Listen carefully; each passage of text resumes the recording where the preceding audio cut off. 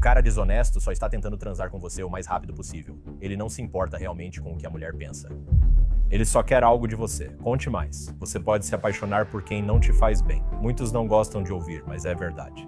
Por trás de cada babaca que partiu o coração dele, e por trás de cada vadia, tem um babaca que partiu o coração dela. Homens ficam presos pelo sexo. Mulheres ficam presas pelo amor. Você afirmou que conselhos de namoro tóxicos para homens funcionam com as mulheres. Como você vendeu mais de 20 milhões de cópias de A Sutil Arte de Ligar o F-da-se e ensinou milhões de homens sobre namoro saudável e honesto, é a pessoa ideal para nos ajudar a diferenciar manipulação horrenda de interesse genuíno. Hoje vamos jogar. Ele está afim de você ou só te enrola? Vou dar conselhos de artistas da conquista das ruas para ajudar mulheres a identificar a diferença. Pronta? Vamos lá. Beleza. Tenho o principal conselho de artista das ruas, considerado um dos piores, o neck hair. Pode explicar por que isso funciona? O neg é uma tática clássica dos artistas da conquista. A ideia é basicamente um elogio indireto. Então é como diminuir a mulher, mas de uma forma meio ambígua. Tipo, não é simplesmente te insultando diretamente. É como dizer, seus sapatos são interessantes. Comprou na Kmart? Parece inocente na superfície, mas na verdade ele só está tentando te fazer se sentir mal e insegura sobre si mesma. E a psicologia por trás disso é que, se ele consegue cutucar suas inseguranças, a reação humana natural, toda vez que alguém nos faz sentir inseguros, é querer provar algo para essa pessoa. Queremos ser validados por ela. A ideia é criar uma dinâmica com a mulher em que você busca a aprovação dele. E uma vez que ele te coloca nessa dinâmica, fica muito mais fácil ficar com você. Certo, obrigada pela explicação. Agora, como saber se ele está sendo realmente honesto? Na verdade, não gosto dessa saia. Em vez de alguém que esteja realmente tentando, de propósito, minar sua autoestima. A resposta curta é que ele está sendo honesto se ele não está procurando uma reação, certo? Então, se eu te digo que não gosto de algo e não estou aqui esperando que você tente me explicar ou me convencer de que na verdade é uma coisa boa e que eu deveria gostar, isso significa que provavelmente estou sendo honesto. Se ele te manipula, provavelmente vai ficar e dizer, ok, então me convença, me reconquiste, certo? Essas táticas manipuladoras criam uma dinâmica de poder entre duas pessoas, fazendo você sentir que está competindo com ele. Mas isso só cria uma dinâmica muito tóxica e você realmente não consegue construir nenhum tipo de relacionamento saudável ou duradouro em cima disso. Quando conheci minha esposa, acho que eu já tinha me tornado um verdadeiro fanático por honestidade nos meus relacionamentos. Então a gente ia sair, sabe, para um encontro à noite e ela ficava se arrumando por 1 hora. Aí ela aparecia com a roupa e perguntava, como eu estou? E nessa situação, que é uma situação em que 99,9% dos homens vão mentir e dizer não importa o que aconteça, você está incrível. Meu Deus. Eu era honesto e dizia, não gostei da sua roupa. E nas primeiras vezes que isso aconteceu, ela ficou muito chateada. Ela dizia, você é um idiota, sabe? E ela voltava furiosa para o banheiro, tirava a blusa e começava a experimentar outras roupas e... Mas é engraçado porque depois de um tempo, o que aconteceu foi que ela percebeu que agora, quando eu a elogio, quando eu digo, uau, você está linda hoje à noite, ela sabe que estou sendo honesto. Não estou apenas sendo um cara legal. Não estou dizendo isso só porque é o que o namorado deve dizer. Adoro essa história. Sou honesto porque me importo muito com você e quero ser transparente. Se algo não estiver bem, vou te contar para que confie em mim. E aí tem o lado manipulador, que é tipo, vou dizer algo só para provocar uma reação nela, só para deixá-la mais interessada em mim. É como se você pudesse fazer uma ação que parece ser um pouco parecida, mas ainda assim é completamente diferente na interpretação. Sim, com certeza. Eu posso elogiar alguém e ser uma pessoa muito, muito maldosa. Pode ser muito malicioso o jeito como estou elogiando essa pessoa. Eu também posso elogiar alguém simplesmente pela bondade do meu coração, porque eu realmente acredito, sabe? Então, no fim das contas, não olhe só para as palavras, olhe para a intenção por trás das palavras. O que está motivando o que eles estão dizendo? E eles estão dizendo isso para obter alguma resposta? Isso depende de alguma reação sua? Se for, então isso é um sinal de alerta. Em relacionamentos saudáveis e entre pessoas honestas, a comunicação é incondicional. Falam sem esperar retorno. Isso é fofo. Vamos para a próxima. Não mostre muito interesse por ela. Agora, minha dúvida é, ele está indo devagar ou fazendo jogos emocionais? Como diferenciar isso? Pergunte a ele. O que você diria? Curioso sobre o mundo dos artistas da sedução, nenhum deles tenta ir devagar, podem fingir desinteresse ou que não estão afim de você. Eles podem brincar, como te dar um gelo para ver se você tenta reconquistá-los ou algo assim. Mas, no fim das contas, um cara desonesto está basicamente só tentando transar com você o mais rápido possível. Se ele está esperando, é porque acha necessário, não porque quer. Então eu sugeriria que você perguntasse a ele. E se você não receber uma resposta direta e uma explicação lógica, madura, bem pensada e que pareça vulnerável, sabe? Então eu não confiaria nisso. Escrevi esse artigo em 2013 e ele viralizou muito, especialmente entre as mulheres. Se chamava Foda-se sim ou não. E é para situações como essa, onde é assim. Se você está numa situação, se não é um sinal claro de foda-se sim vindo dele, e não é um sinal claro de foda-se sim vindo de você, então deveria ser um não. Então, se você perguntar algo assim para um cara, tipo, ei, você está interessado nisso? Como você está se sentindo em relação a isso? Você está querendo ir devagar? Ou, sabe, o que está acontecendo aqui? E ele só fica enrolando você e inventando todo tipo de desculpa esfarrapada e, sabe, fica dando essas respostas vagas. Isso não é um com certeza, então é um não. Certo. Ou é com certeza ou é não. Eu adoro um oi, simples e claro. Ok, então temos o próximo, que é uma tática de conquista que é criar ciúmes. Como saber se um cara está tentando provocar seu ciúme para que você corra atrás dele ou se ele realmente não fez nada errado e só despertou uma insegurança em você? E não é que ele está tentando me manipular, é que eu realmente sou insegura. É. Muitas pessoas sentem ciúmes em situações totalmente irracionais. Elas veem coisas nas situações que não estão lá, imaginam comportamentos que talvez nem estejam acontecendo. Então, nesse caso, eu começaria olhando para si mesmo. Pergunte a si mesmo, do que eu realmente estou sentindo ciúmes?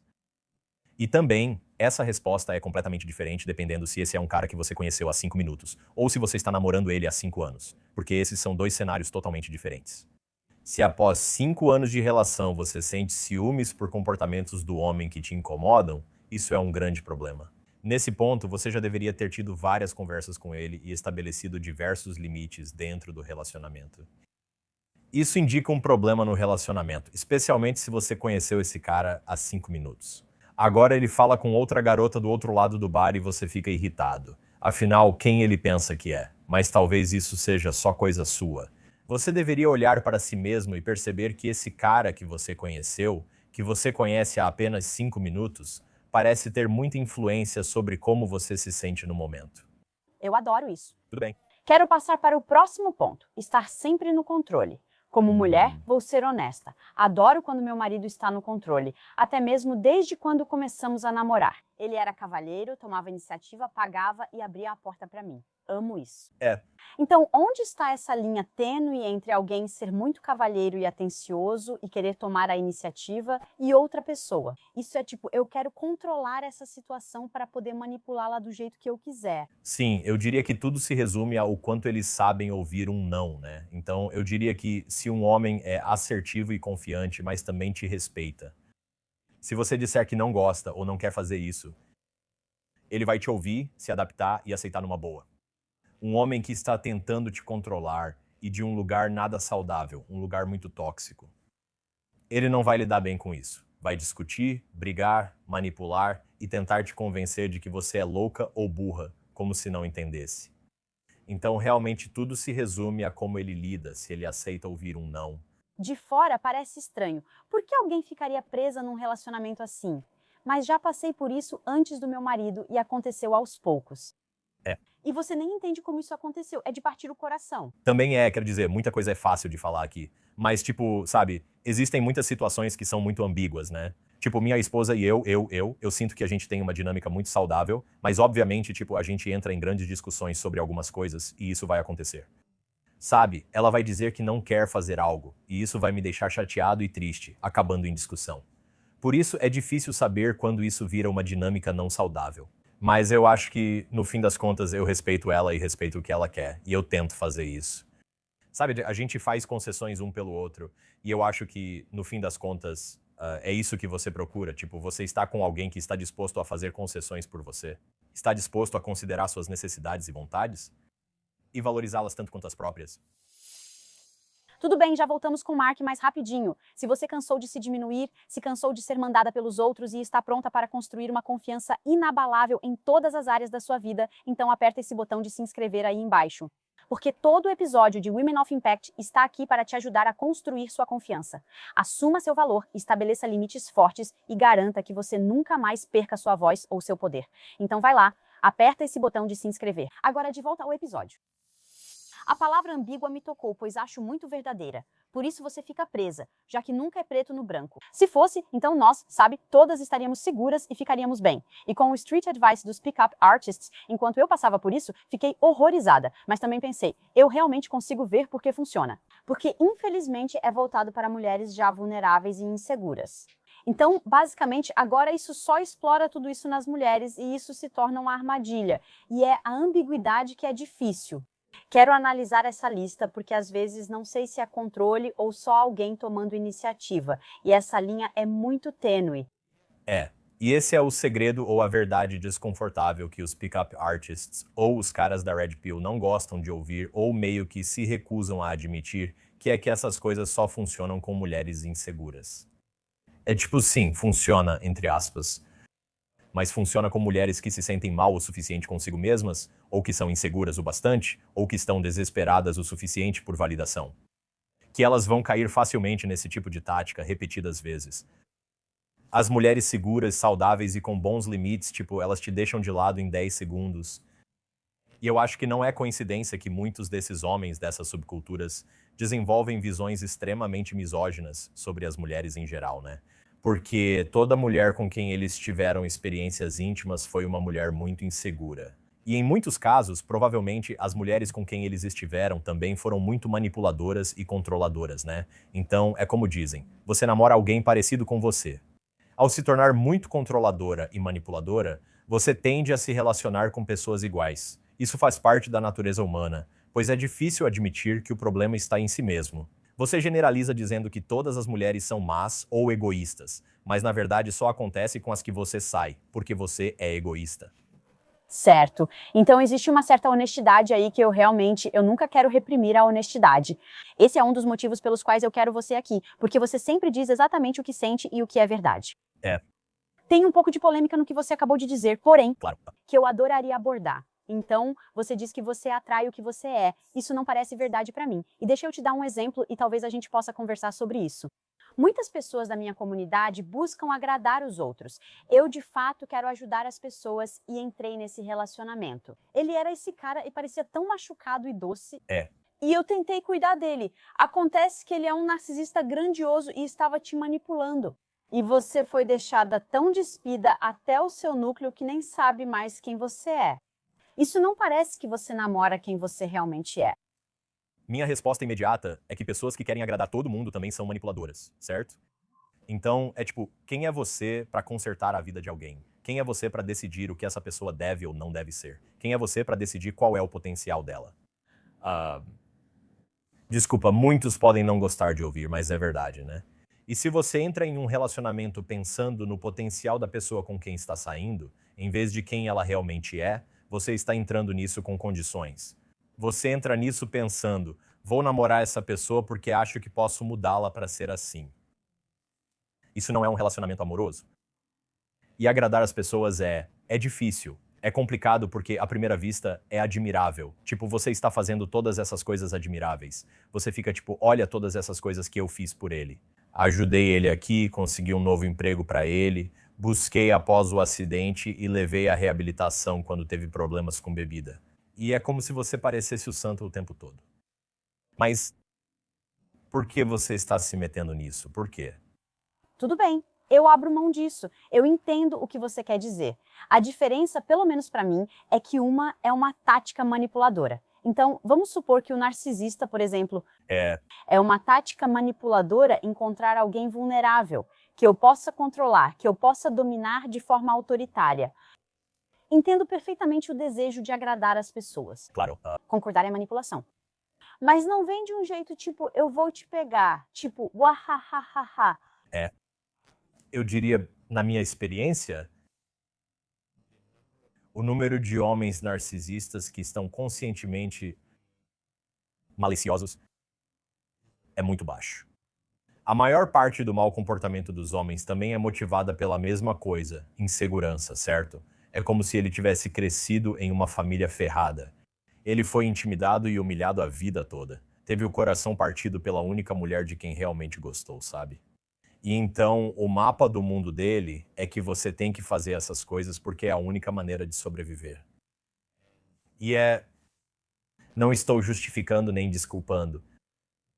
Como muitos comportamentos ruins, isso vem de um mecanismo de sobrevivência gerado por trauma.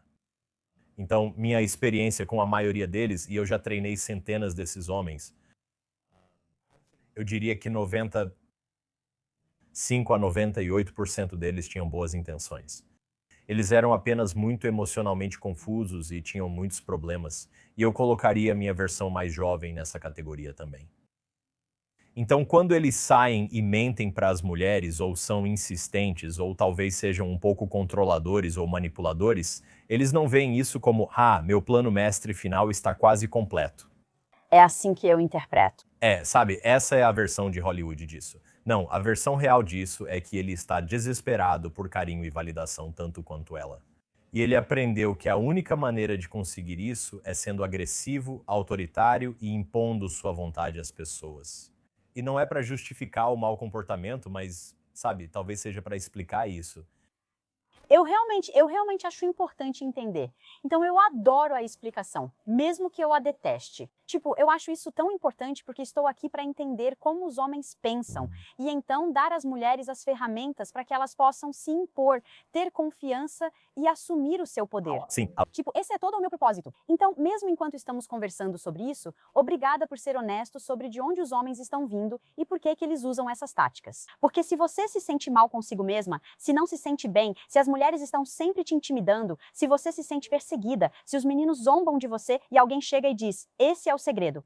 Isso vai fazer as pessoas gostarem de você. Eu entendo o motivo. É só que aí isso passa do limite e agora você está prendendo uma mulher e manipulando uma mulher. É aí que eu tenho dificuldade. E muitos desses caras também, sabe? Vou dizer isso. Muitos deles não têm as melhores habilidades sociais. Eles não percebem muito bem o ambiente. Na verdade, quero voltar a algo que você disse rapidamente, meio que de passagem, mais cedo. Você mencionou quando falou sobre assumir o controle e disse, muito brevemente, que os homens são esperados a tomar a iniciativa. Quero aprofundar isso porque os maiores problemas das mulheres passam despercebidos pelos homens. E esse é o fato de que as mulheres simplesmente são expostas a todos esses caras aos quais elas gostariam de não estar expostas. Elas precisam lidar constantemente com homens se aproximando. Dá vontade de dizer, sai da minha frente, cara. Os homens não percebem isso, então muitos acham que as mulheres têm vida fácil, pois pensam que basta se arrumar para muitos caras se aproximarem. E eles não percebem que são justamente os 20 caras de quem você não quer ouvir que fazem isso. O que as mulheres não entendem é que, se o homem não se aproxima, não manda mensagem e não toma iniciativa, ele ficará solteiro para sempre. Então você tem que aprender a tomar iniciativa. Você tem que aprender a ser rejeitado. Você tem que aprender a se envergonhar. E isso é uma coisa muito intimidadora e assustadora. E especialmente se você pega um cara que é muito inseguro e foi muito zoado na vida e, sabe, se sente um perdedor ou tem uma autoestima muito baixa, mas ele quer namorar alguém e precisa se expor. O que acontece é muita compensação exagerada. Você vê muitos caras que exageram, muita bravata e baboseira de machão. E na verdade, o que isso esconde é justamente aquele medo fundamental de tipo, eu quero demonstrar interesse em você, mas eu estou morrendo de medo de ser rejeitado porque eu não me sinto bem comigo mesmo. Então deixa eu agir como um completo idiota e falar e fazer todas essas coisas. Para me proteger quando você me rejeitar, só vou rir de você. Ai, Deus, isso é uma visão tão clara de como os homens pensam. Quero acrescentar algo que acho que os homens não percebem. Você recebe investidas masculinas o tempo todo. Você recebe assobios, mas toda mulher que conheço já foi apalpada inadequadamente em algum momento. É como se quando um cara se aproxima, você já pensa, onde estão as mãos dele? Quão perto está? As pessoas ouvem, Estou segura. Muita coisa passa pela sua cabeça quando um cara chega perto de você. É. Então, um cara, eu entendo, tipo, é apavorante, sabe? Se alguém é inseguro e você fala, olha, você tem que fazer a coisa mais assustadora. Espera que o cara se exponha, e eu entendo. Mas o problema, e esse é um conselho de conquista meu, é que tudo é um jogo de números. Sim. O que eu entendo é que tudo é questão de prática. É. Quanto mais você pratica, melhor você fica. Eu entendo completamente isso. O problema é que, no mundo da paquera, é meio assim. Continue tentando, porque eventualmente alguém vai dizer sim. Então, como mulher, como você sabe se, digamos, você está em um bar ou em algum lugar e alguém se aproxima de você, se essa pessoa realmente te acha interessante, certo? Versus um cara que está tipo, você é a número 56 e agora estou indo para a número 57. Tipo, como você sabe quando é um interesse genuíno e não só mais uma conquista para ele? Eu diria para observar se há curiosidade. Ele está te fazendo perguntas sobre você? Ele parece realmente interessado no que você está dizendo? Ele tem coisas em comum com você? Ele se interessa por algumas das mesmas coisas que você? Tem esforço da parte dele? Tem. Tem curiosidade da parte dele? Ele está pensando no que você está dizendo para ele? Ou ele está apenas esperando você terminar de falar? Acho incrível que isso tenha sido considerado controverso na indústria de conselhos de namoro para homens quando foi lançado. Mas eu falei no meu livro sobre como você não deve otimizar para quantas mulheres gostam de você. Você deve otimizar com base no número de mulheres de quem você gosta. E tipo, Isso foi polêmico. para os homens naquela época, isso foi como uma lâmpada acendendo, sabe? Porque todos os conselhos naquela época eram tipo, cara, você tem que ir pro bar. Você tem que conversar com 20 garotas. E tipo, você tem que encontrar, tipo, pelo menos 5 que gostem de você. E eu costumava fazer isso. E eu saía, pegava uns 5 números de telefone e não sabia nada sobre nenhuma delas. Claro, não dava em nada. Então mudei meu pensamento para como focar nas pessoas que me interessam. A seguir? Acredito que esse nível de intensidade é um grande sinal de alerta. Então, na verdade, eu quero seguir em frente agora. Fale comigo sobre por que as mulheres se sentem atraídas por narcisistas. Narcisismo. O narcisismo, ele aparenta ser autoconfiança na superfície. Então, se você está à distância, o narcisismo é quase indistinguível da autoconfiança. E eu acho que é isso que o torna tão atraente. Eu acho que é da natureza humana ser atraído por pessoas que têm muita certeza de si mesmas, que falam com muita confiança, que acreditam em si mesmas, que têm muita convicção. É como se houvesse algo muito reconfortante em estar perto de uma pessoa assim. E os narcisistas são todas essas coisas. O problema é que um narcisista é completamente inflexível em suas opiniões, totalmente egocêntrico e não tem tempo nem espaço para opinião ou perspectiva de mais ninguém. Então, na verdade, só quando você se aproxima deles é que começa a descobrir todas essas coisas.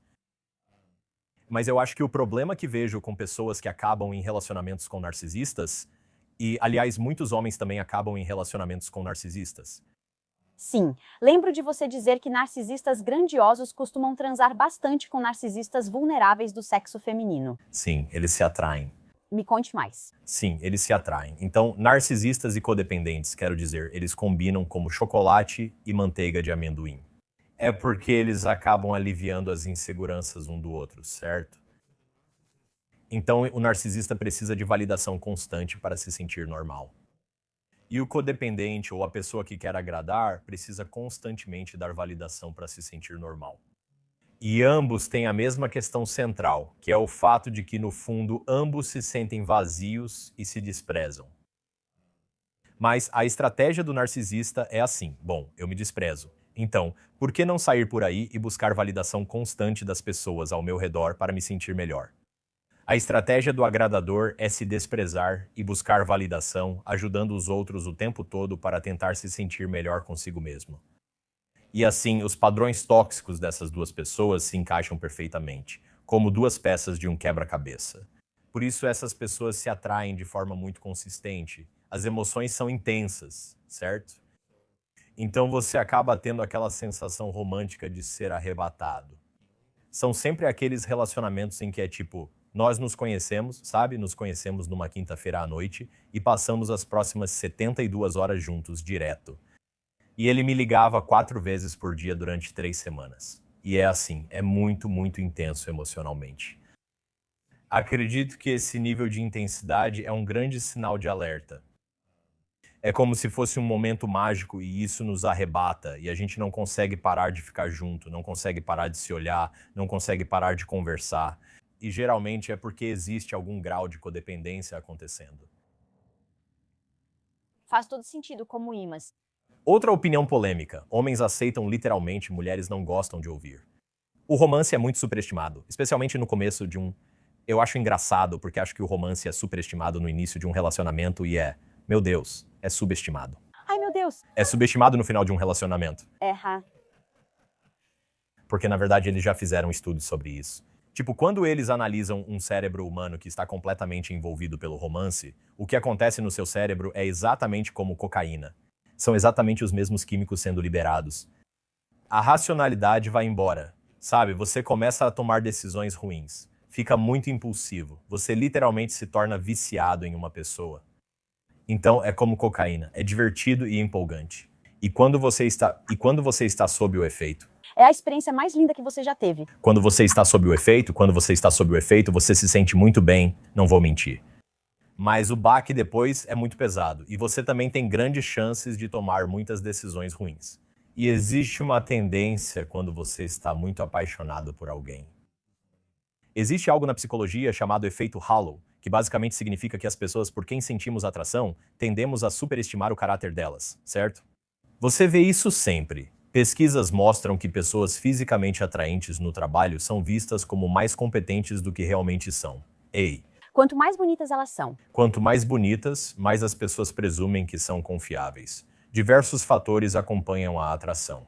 Quando você se sente atraído por alguém, faz suposições sobre o caráter dessa pessoa que nem sempre são verdadeiras.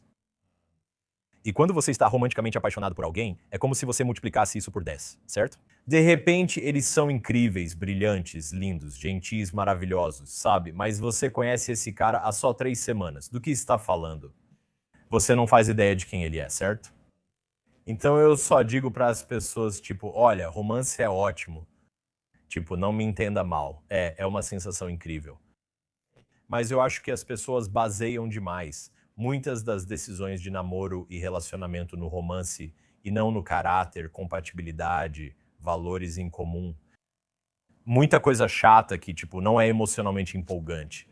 Mas é isso que realmente determina se vai ser um bom relacionamento ou não. Quando conheci o Tom, ele me disse que era o senhor poeta. Ele escrevia poesias. Ele comprava flores para alguém. No primeiro encontro, ele dizia: amor, nunca transei. Elas só me colocavam na friend zone. E aí ele perguntou, ele tinha um colega de trabalho e esse cara estava transando para todo lado. Então, eventualmente, ele vai até ele e fala, cara, qual é o maldito segredo? As mulheres estão caindo aos seus pés. E ele responde, só trate as mulheres como lixo. Então Tom ficou tipo, tratar as mulheres como lixo? Ele pensou, eu não consigo tratar as mulheres assim, não me sinto bem fazendo isso. Então, o que é que ele percebeu que funciona para ele? Sim. E é esse jeito distante de bad boy. Tipo, o narcisista, acho que parte disso é que eles passam uma certa sensação de perigo. Mesmo vendo os sinais de alerta, isso ainda pode parecer atraente. É. E tem uma parte no seu livro, você fala de um cara em que você diz que ele passou de adorar as mulheres sem nenhum respeito por si mesmo para adorar a si mesmo sem nenhum respeito pelas mulheres. E funcionou. Certo? Então eu acho que isso é verdade de forma geral, mas acho que é especialmente verdadeiro com as mulheres. Eu acho que as mulheres, em particular, se sentem atraídas por alguém que tem uma vida própria. Eu acho que a maioria das mulheres, em geral, sente isso. Acho que isso também é verdade para os homens. Mas eu acho que quando você olha para as diferenças entre o que atrai os homens e o que atrai as mulheres, acho que uma das coisas que é notavelmente diferente é que as mulheres geralmente procuram um cara que tem vida própria. Tem um monte de coisa acontecendo na vida dele. Mas o problema é que, como você apontou, os narcisistas também têm uma identidade que eles priorizam acima de qualquer relacionamento. E então, de novo, por fora, isso parece muito atraente. É tipo, uau, esse cara ele é realmente confiante. Ele tem muita certeza de si mesmo. Ele tem várias coisas acontecendo. As pessoas parecem gostar dele. E ele definitivamente prioriza a si mesmo acima do que eu penso. Então, tipo, subconscientemente, isso é um indicativo de que esse é um cara que tem coisas acontecendo ou que pelo menos está indo longe, certo? E você tem que ter cuidado e equilibrar isso com, ok, sim, tudo bem ele talvez priorizar a si mesmo ou a própria identidade acima do relacionamento, mas ele ainda se importa com o relacionamento? Ele ainda se importa com você? E geralmente o que você percebe é que pessoas inseguras ou são muito boas em se importar com os outros e não consigo mesmas, ou são muito boas em se importar consigo mesmas e não com os outros. O segredo é aprender a se importar com os outros e também consigo mesmo. Considere as duas coisas verdadeiras ao mesmo tempo. Outra coisa interessante que tem a ver com a questão do romance é que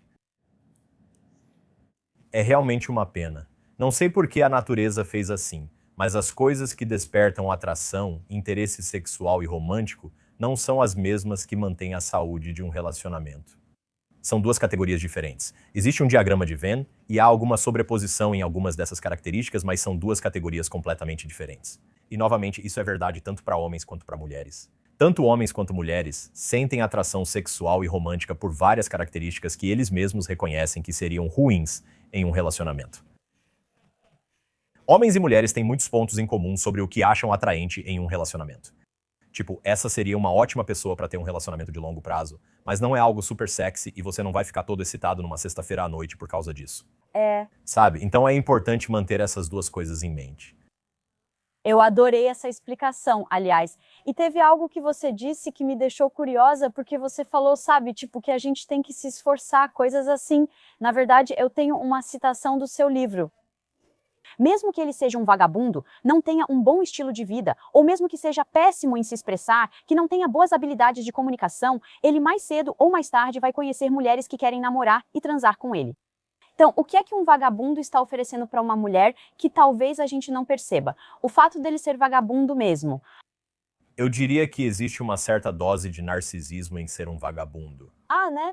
Tipo, se eu ficar no sofá o dia inteiro esperando que cuidem de mim, Nossa, você tá certa. de certa forma, em algum nível, eu estou me tendo em alta conta e me colocando numa categoria muito especial. Tenho um amigo, Scott Barry Kaufman, que foi pioneiro em pesquisas sobre narcisismo e identificou dois tipos diferentes de narcisistas, algo que poucos sabem. Então, o narcisista clássico em que todos nós pensamos é o narcisista grandioso, a pessoa que acha que é melhor do que todo mundo e por isso merece um tratamento especial.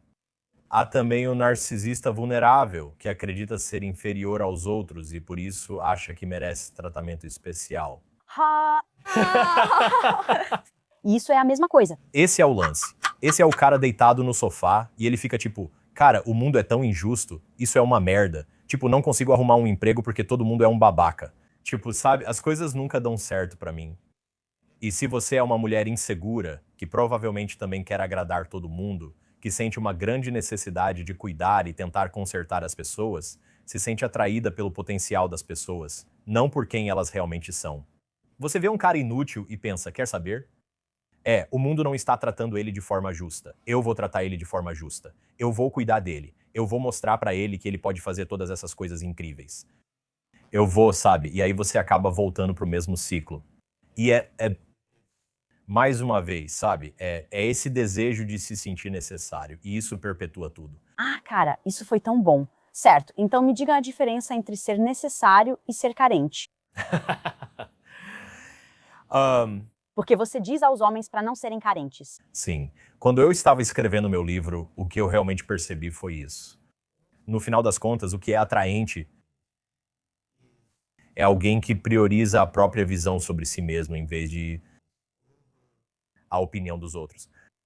E eu diria que isso, na verdade, é algo saudável, certo? Tipo, eu me importo muito com o que minha esposa pensa de mim, mas no fim das contas, a opinião dela sobre mim provavelmente está em segundo lugar na hierarquia, mas nunca vai ser o número 1.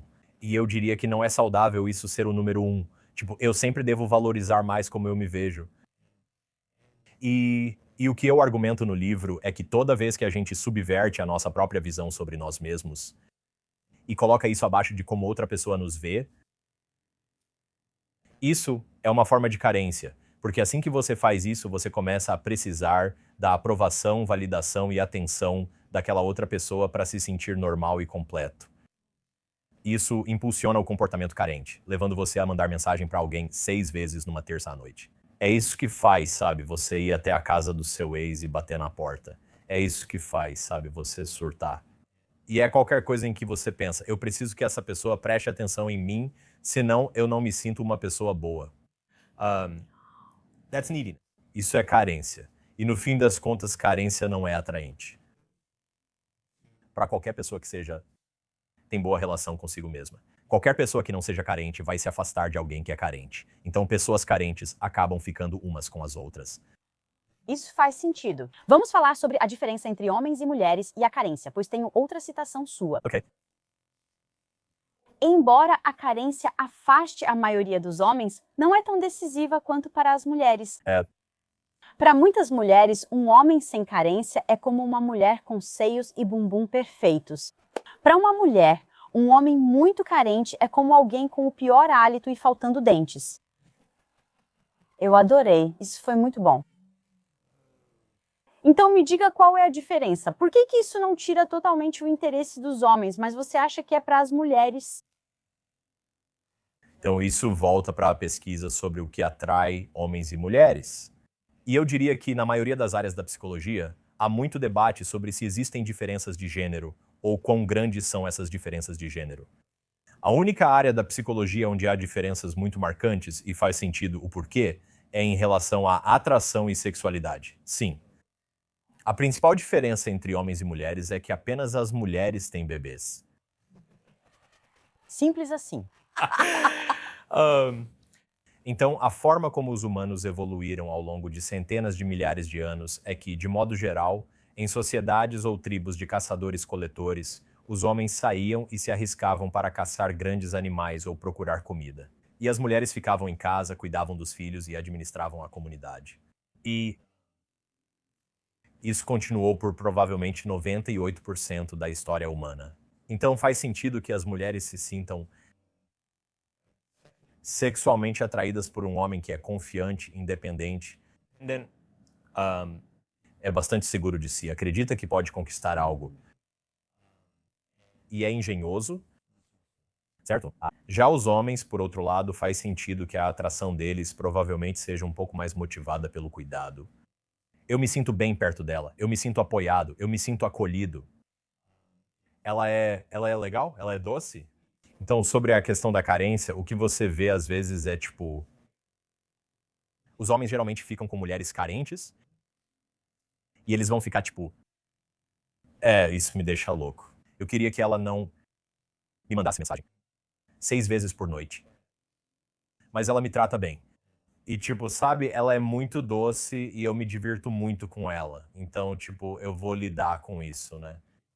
Se você é o tipo de cara que vai até a casa de uma mulher e, tipo, batendo na porta dela no meio da noite, chorando, perguntando por que ela não o ama, provavelmente não existe nada mais repulsivo para a psicologia feminina do que isso.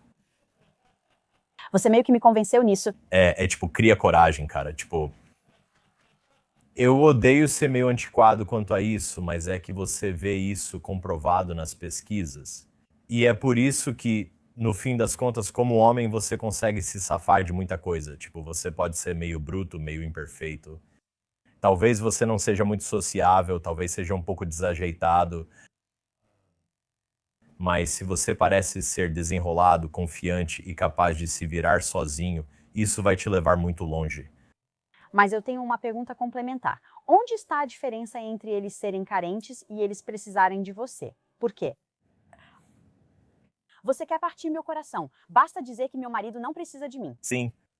Então, onde está essa linha tênue para uma mulher? Porque uma mulher quer se sentir necessária. Claro, eu esclareceria isso porque parecem coisas parecidas, mas na verdade são bem diferentes. Então, a carência é realmente sobre atenção e validação.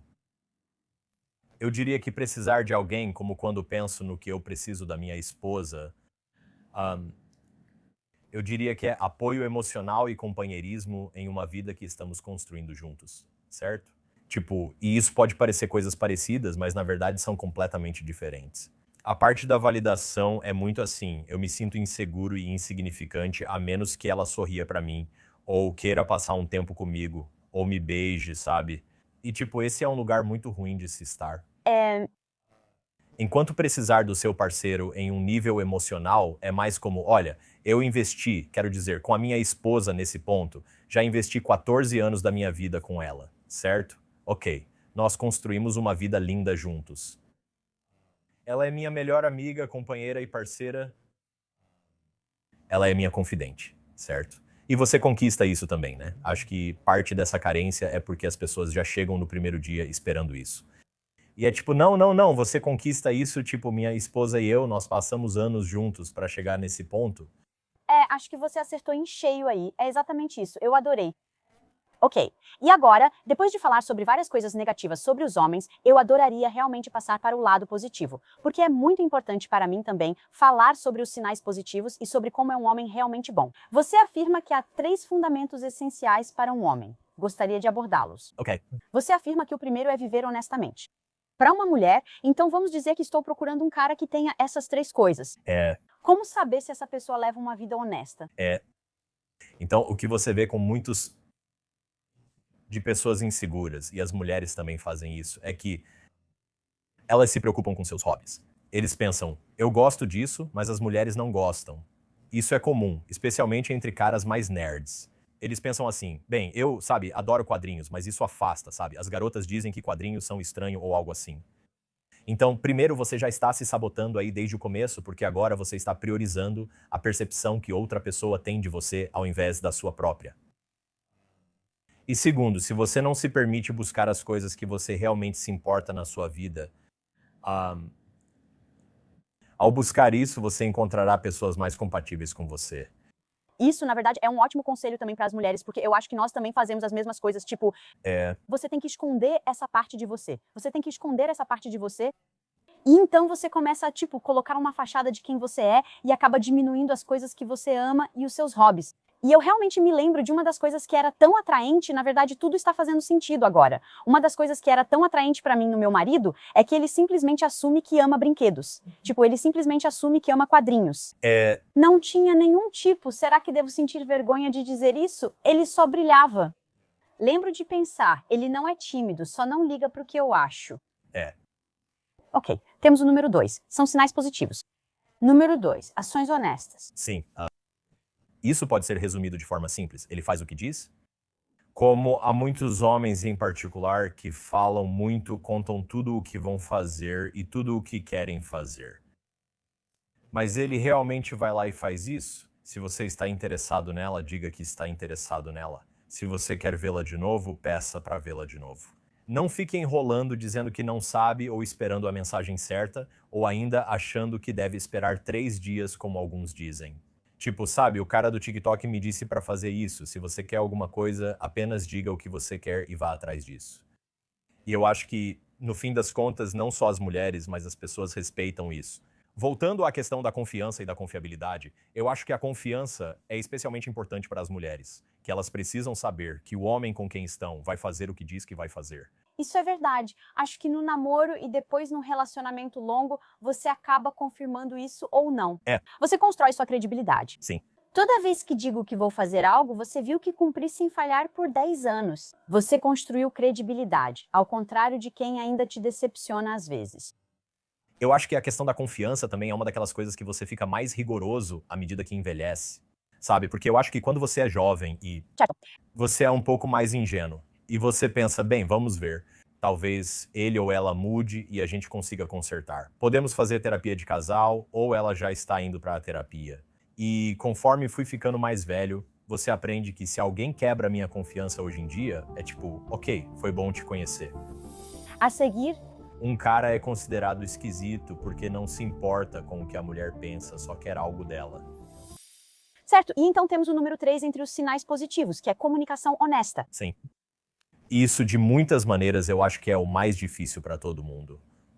É realmente dizer o que você sente e o que você quer dizer.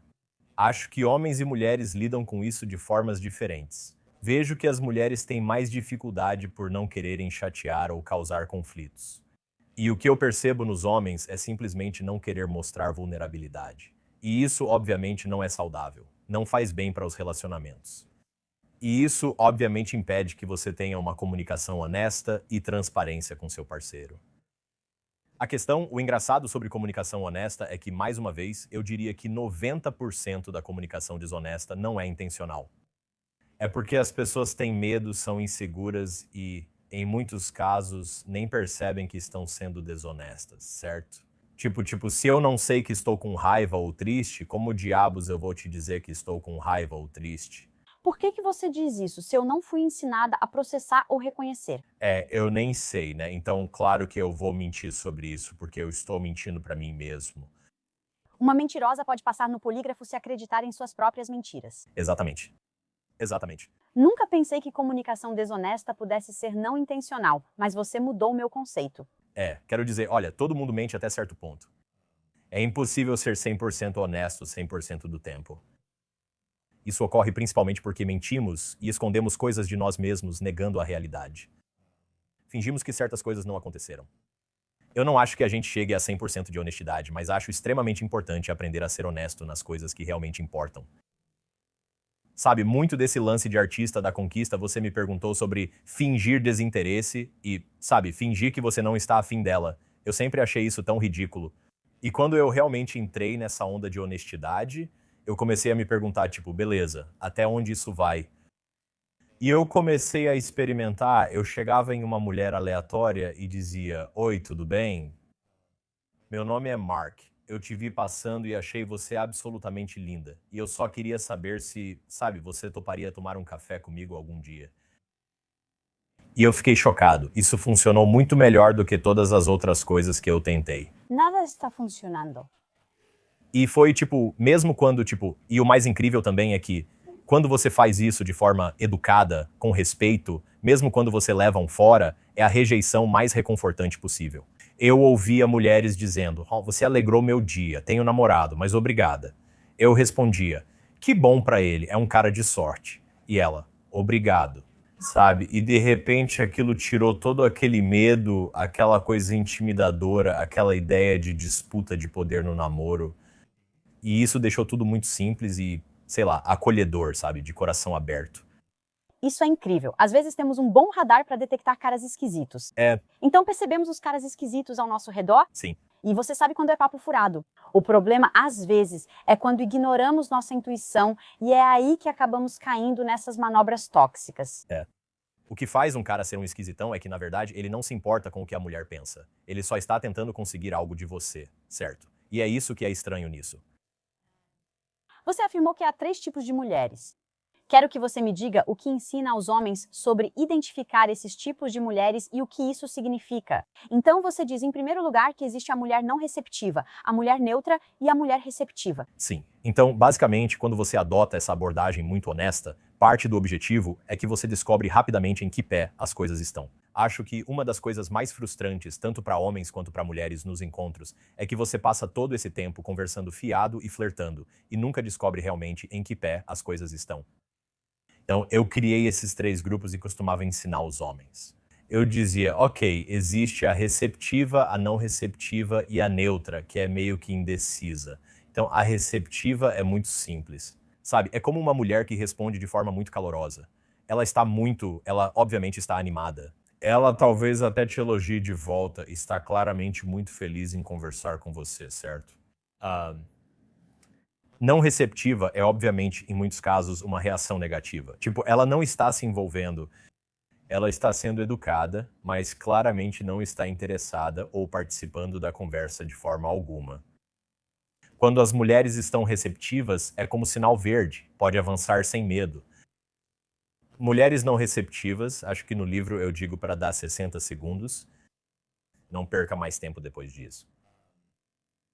E aí você tem as indecisas, que são as mulheres que parecem céticas, mas ficam tipo, ok, deixa eu ver onde isso vai dar. E muitas mulheres só tiveram experiências com homens inseguros e ruins. E aí quando aparece um cara honesto e confiante, elas ficam tipo, peraí, isso é uma pegadinha? Bem, porque é assim que acontece. É melhor ser cética. Sim, Então deixa um estranho entrar na sua aldeia se você está voltando para, sabe, a evolução. exatamente. É melhor Exatamente. ser cética e impedir que a pessoa entre na vila é melhor do que convidá-la e só depois descobrir que ela é tóxica. Sim, sim. Sim. Então, o objetivo com uma mulher indecisa é simplesmente continuar mostrando quem você é e continuar demonstrando interesse. E é isso, né? Até que eventualmente ela vai se polarizar para um dos dois lados. Ok, gostaria de mudar de assunto agora. Você já comentou sobre isso. Existem dois fatores principais que determinam se um relacionamento é saudável. E então você diz que a primeira é o quanto cada um de vocês aceita a responsabilidade. Então, a maneira mais fácil de identificar um relacionamento não saudável é quando duas pessoas esperam que a outra assuma a responsabilidade por como elas se sentem, certo? Então, se eu chegar, por exemplo, se eu ficar preso no trânsito voltando para casa hoje e eu chego em casa e estou de mau humor e espero que seja trabalho da minha esposa me animar. Essa dinâmica é ruim, pois agora a responsabilizo por algo que ela não controla.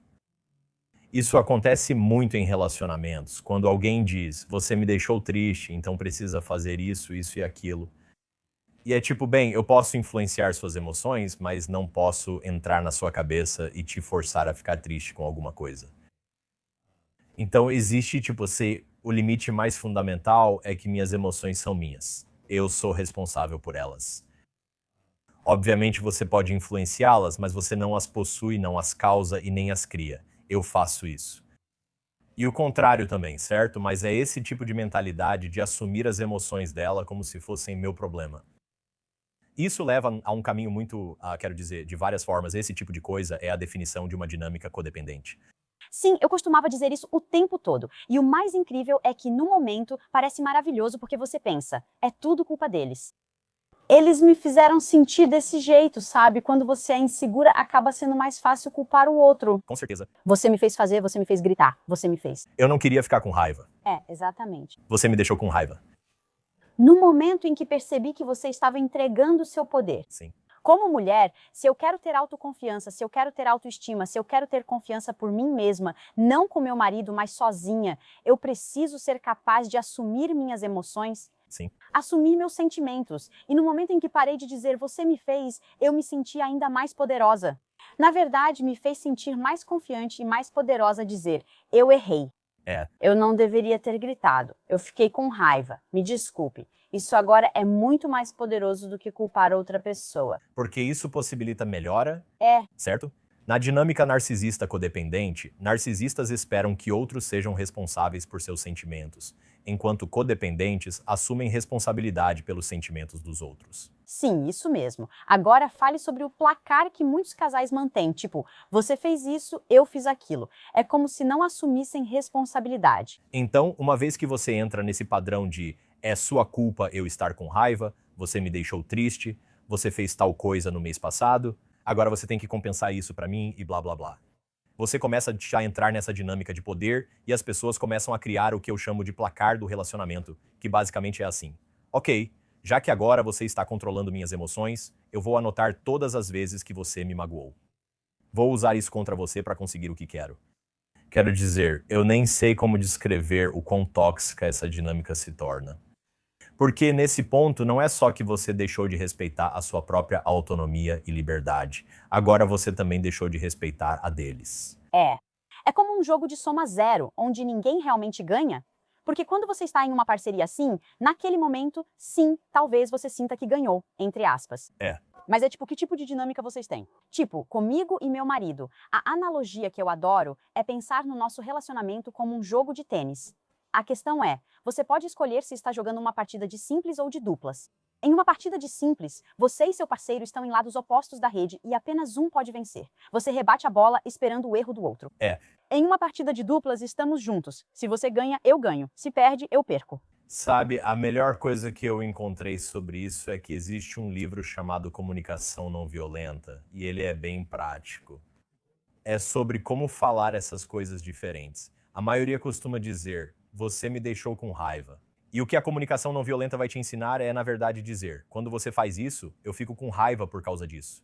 Portanto, você poderia, por favor, parar de fazer isso? Eu adoro isso. Você diz que a diferença entre um relacionamento saudável e um não saudável é estar disposto a rejeitar ou ser rejeitado pelo parceiro. É a disposição de dizer não e a disposição de ouvir não. Eu acho que em qualquer relacionamento saudável, cada parceiro se sente livre para dizer não ou rejeitar uma ideia do outro e também está aberto a ouvir um não do parceiro. Isso remete ao respeito pela autonomia e ao fato de que muitas coisas que penso ou quero fazer minha esposa realmente não concorda. E eu penso, ok, então vamos fazer outra coisa. E o mesmo ocorre ao contrário. Eu e meu marido dizemos, não, mas faço se for importante para você. Sim, Até a palavra importante evitamos usar. Provavelmente a usamos apenas 2 vezes por ano. nossa, uau. Talvez. É como se isso tivesse tanto peso. Então, mesmo quando ele fala, tipo, você quer fazer tal coisa, ou pode, e eu digo, não, eu realmente não quero, é importante, ele responde, ele pensa a respeito. E ele diz, não, não é importante. Então eu digo, não quero fazer isso então. Tudo bem, não faça. Ele disse que isso era importante para ele. Falei que topava de verdade, não só por estar lá, animada e incentivando. Então, eu percebi que isso realmente fez muita diferença. Essa é ótima. Sim. Uma coisa que usamos muito é falar de ideias com baixa convicção e alta convicção. Então, às vezes eu sento com a minha esposa e falo, tive uma ideia, sabe? E se a gente tiver baixa convicção? E se a gente se mudasse para o Tahiti ou algo assim? Quando digo que é uma perspectiva de alta convicção, quero dizer que estou realmente disposto a lutar por isso até o fim. Tipo, preste atenção de verdade. Sim, eu adoro isso. Ok, quero seguir em frente. Fale sobre as 3 verdades duras do amor. E vamos passar por elas, certo? A primeira, amor não é igual a compatibilidade. Sim.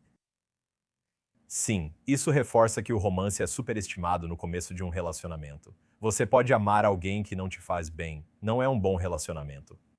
E é melhor que não estejamos nesse relacionamento. É engraçado porque eu acho que o amor acaba sendo muito idealizado na nossa cultura. E as pessoas partem do princípio de que porque eu amo alguém ou nós nos amamos, vamos encontrar uma maneira de fazer dar certo. Certo?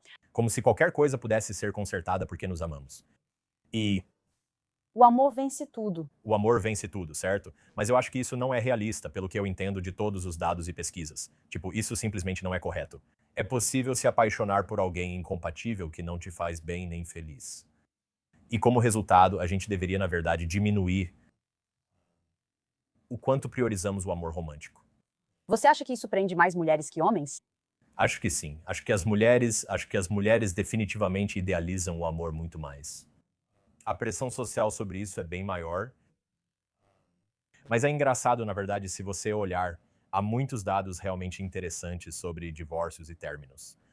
Os homens, na verdade, se recuperam pior de divórcios e términos, o que você não esperaria. Não, eu na verdade passei por isso recentemente. Alguém me disse que isso ocorre porque as mulheres têm grupos sociais. Você conta com esse apoio emocional para desabafar com amigas e dizer que ele foi um babaca. Muitas mulheres fazem festas de divórcio como um incentivo. Vai lá, garota, você consegue. Sabe? Então é tipo, ele foi um babaca de certa forma. O que eu adoro. Tipo, se realmente era tóxico e você está saindo, vamos comemorar mesmo. Mas os homens não têm círculos. Com que frequência um homem pergunta para outro, como você está se sentindo? Você está bem? Ou, sabe, teve uma história recentemente. Meu marido descobriu por alguém, um dos nossos amigos, algo realmente grande. E eu fiquei tipo, meu Deus, me conta mais. Ele disse que não sabia de mais nada. E eu perguntei, você também faz perguntas de acompanhamento? E ele, não. Homens não costumam ter conversas íntimas. Você acha que isso dificulta a comunicação deles? Grande parte disso nunca é aceita socialmente. Engraçado, minha esposa é obcecada por O Amor é Cego.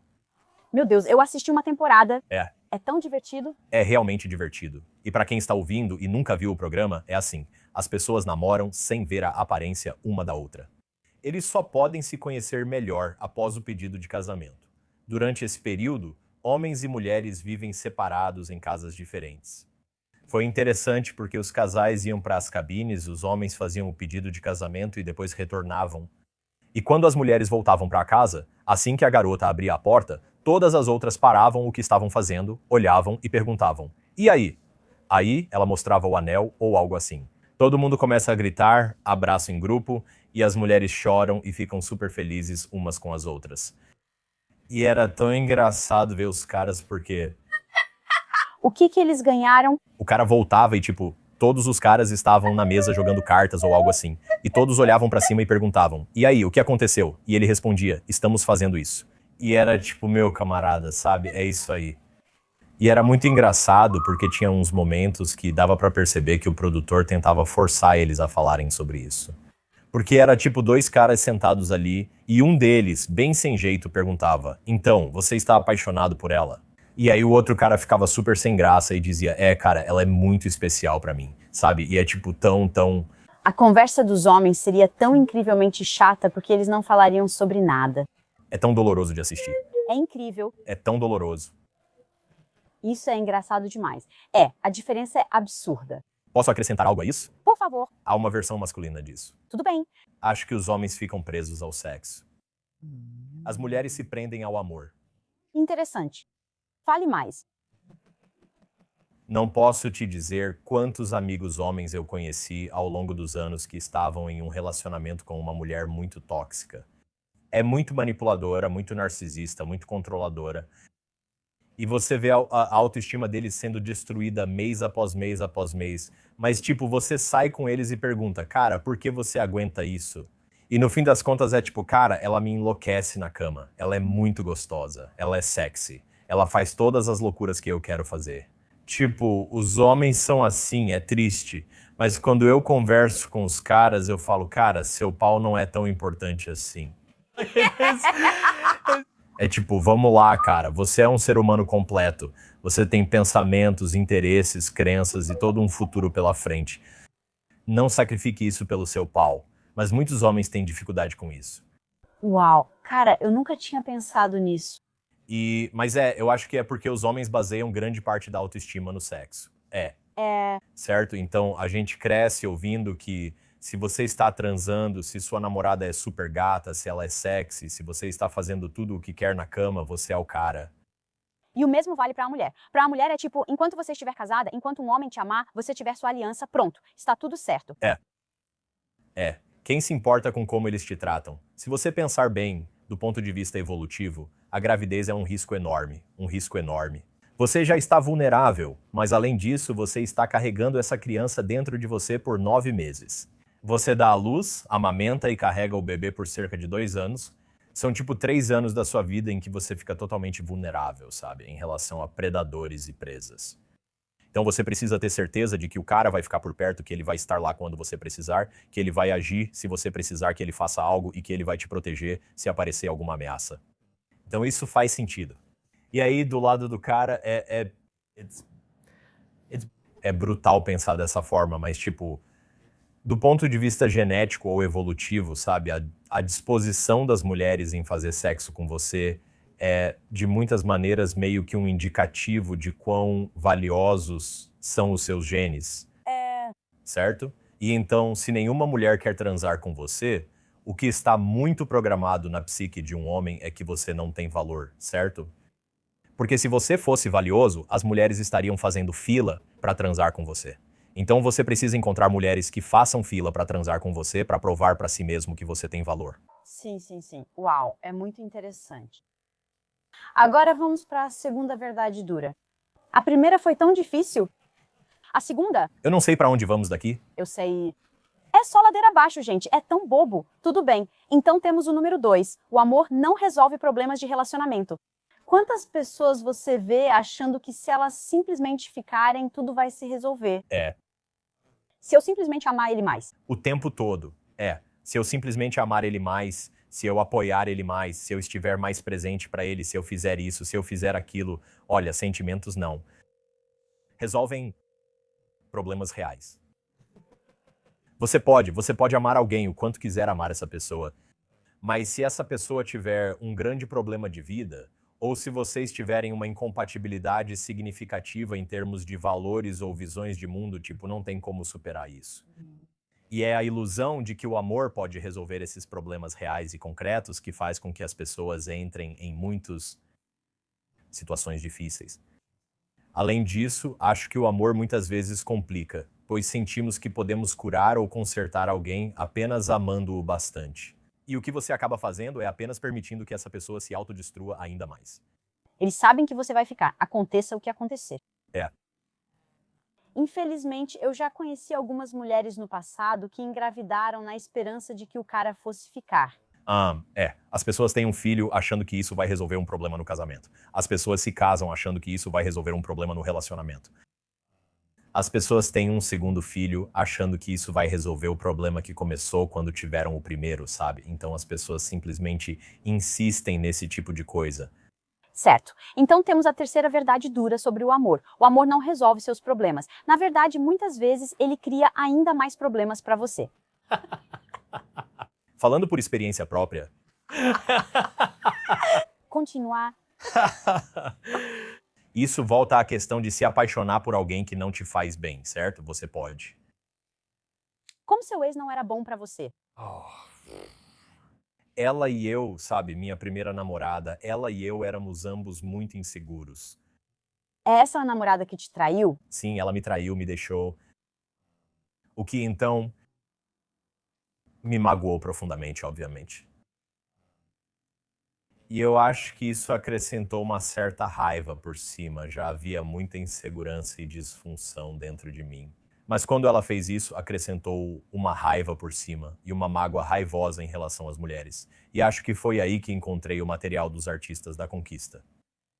E quando você é uma pessoa que foi profundamente magoada e está muito irritada, você consegue justificar as coisas para si mesmo. Sabe, você pode dizer algo como, bom, dane-se elas. Ela chegou a mostrar como você passou a enxergar as mulheres depois disso? Tipo, foi assim, elas são umas vadias, eu vou trair elas. Tipo, foi como se aquela raiva tivesse desencadeado raiva contra as mulheres. Não foi algo consciente. Certo. Simplesmente saiu desse jeito, né? Porque é assim, obviamente, quando a primeira pessoa com quem você namora ou tem um relacionamento íntimo te machuca desse jeito, é impossível namorar outras pessoas sem associá-las àquela primeira pessoa, né? Né? Então eu entrei em todo o relacionamento esperando o pior e zero confiança desde o começo. E quando você está numa situação em que há baixas expectativas e pouca confiança, é fácil justificar o seu próprio mau comportamento. Você pensa, foi isso que as mulheres fizeram comigo. Por que eu não deveria conseguir o que quero às vezes? E aí você meio que repete esse ciclo, né? Então, por trás de todo babaca tem uma vadia que partiu o coração dele. E por trás de toda vadia tem um babaca que partiu o coração dela. Então o ciclo simplesmente se perpetua, sabe, ao longo das gerações. Eu também, quer dizer, eu tinha muitas inseguranças em relação à masculinidade também. Então, sabe, meio que ser o pegador, ficar com várias garotas, também preenchia esse vazio. Então, sabe, provar que eu sou tão masculino ou tão homem quanto alguns dos outros caras. E então, o que eu descobri na faculdade, sabe, quando eu descobri essas coisas de conquista, eu percebi que eu era muito bom nisso. Eu sei conversar, sou esperto, faço piadas e conto boas histórias, o que agrada às mulheres. E então, enquanto eu tivesse tipo uma estrutura me guiando sobre como agir, eu me saía muito bem. E logo na faculdade, eu fiquei conhecido como o cara que ficava com garotas o tempo todo. Então você era o pegador. Eu era o pegador e isso me fazia sentir muito bem, especialmente vindo do meu relacionamento anterior e da minha experiência de vida e tudo mais. Aquilo me fazia me sentir muito validado. Mas conforme eu avançava pelos meus 20 e poucos anos, o que percebi é que isso era completamente incompatível com qualquer tipo de relacionamento satisfatório. Tipo, simplesmente muitas decepções, sabe, magoando diferentes mulheres, decepcionando diferentes mulheres, traindo diferentes mulheres. Então você começou a trair. Sim. Você já tinha traído antes disso? Não. E é engraçado, com a minha segunda namorada, os papéis se inverteram, eu virei o narcisista e ela era quem queria agradar. E ela tentava me consertar, e é muito interessante olhando para trás agora, porque e é por isso que eu disse no começo do episódio que essas duas pessoas não são tão diferentes assim. São a mesma pessoa, porque você vai ver que eu mudei completamente, e já vi muitas outras pessoas na minha vida mudarem de uma hora para outra também. Não é muito difícil passar de narcisista vulnerável para narcisista grandioso e voltar novamente. Tudo o que você faz é simplesmente mudar a sua relação com o mundo. E eu, nos primeiros 20 anos da minha vida, meu roteiro interno era, sabe, toda mulher é melhor do que eu. Eu teria sorte de estar com qualquer uma delas. Após ter o coração partido, logo mudei e pensei, sou melhor que qualquer mulher. Elas é que têm sorte de estar comigo. E você tem o mesmo nível de ilusão. Você só inverte os papéis.